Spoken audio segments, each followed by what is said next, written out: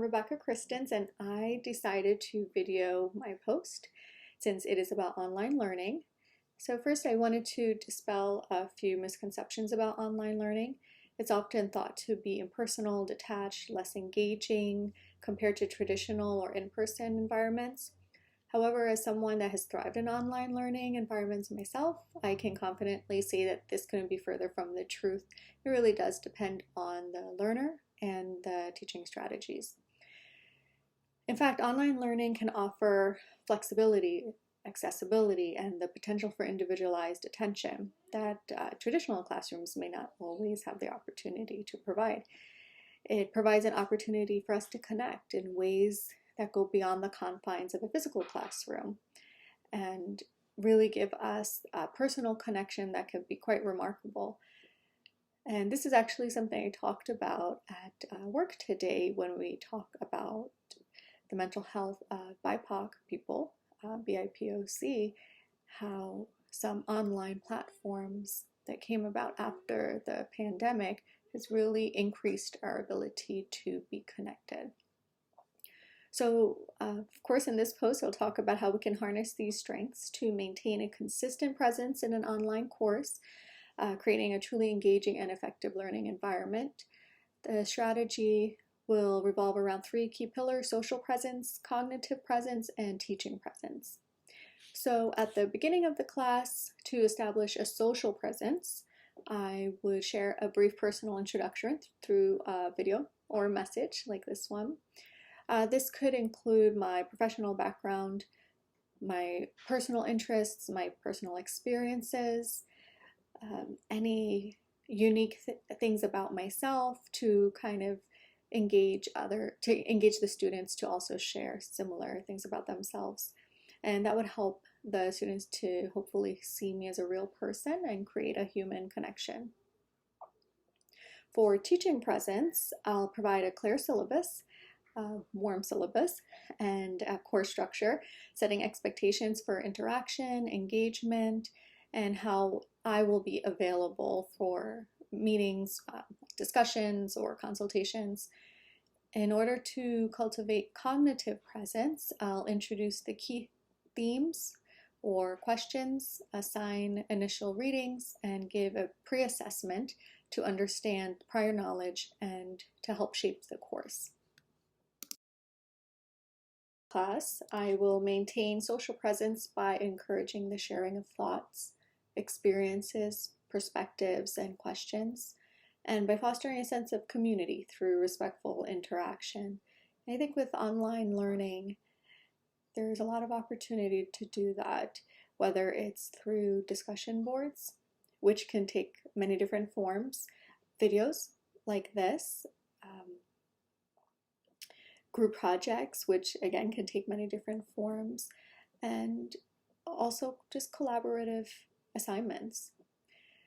I would want students to know that I'm there, I'm reading their work, and I value their efforts, and I think all of those have to play into social presence.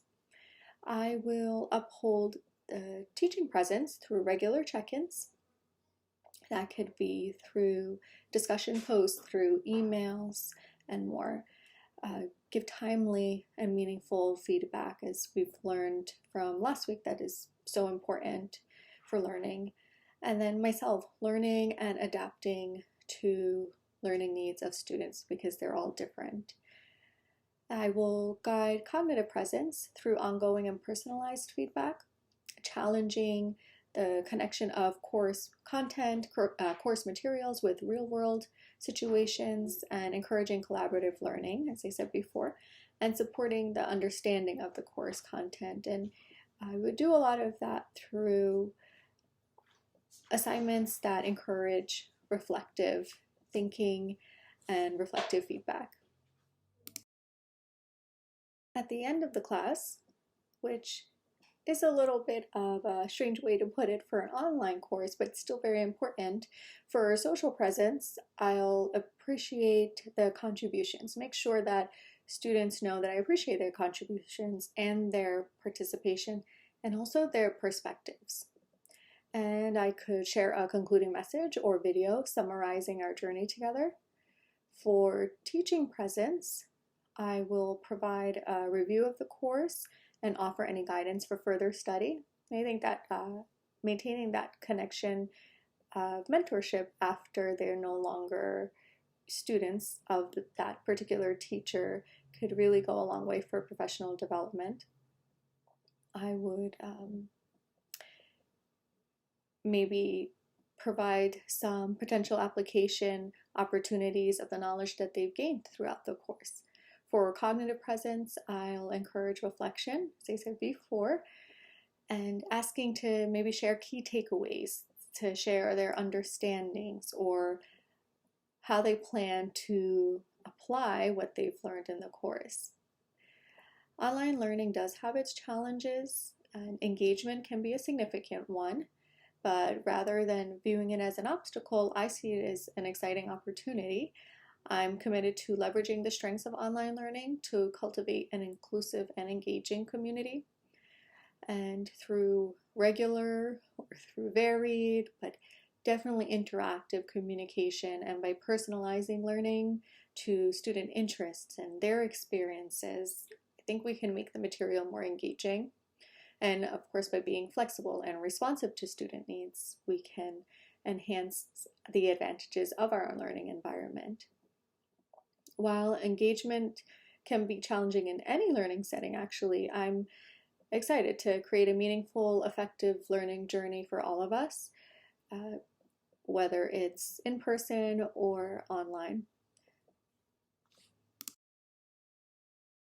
In closing, I wanted to mention something about online learning that was not included in the 2 videos and the article, which is my own personal experience in my hybrid work position. I work about 40% on site, and the rest, maybe even more, is done remotely. And that means I've never met most of my coworkers, actually. I just have met the clients that I work with, that I take care of.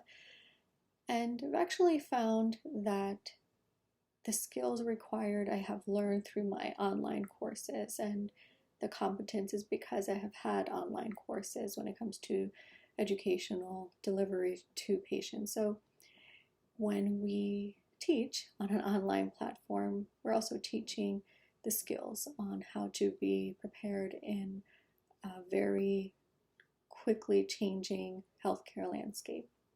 Thank you for watching.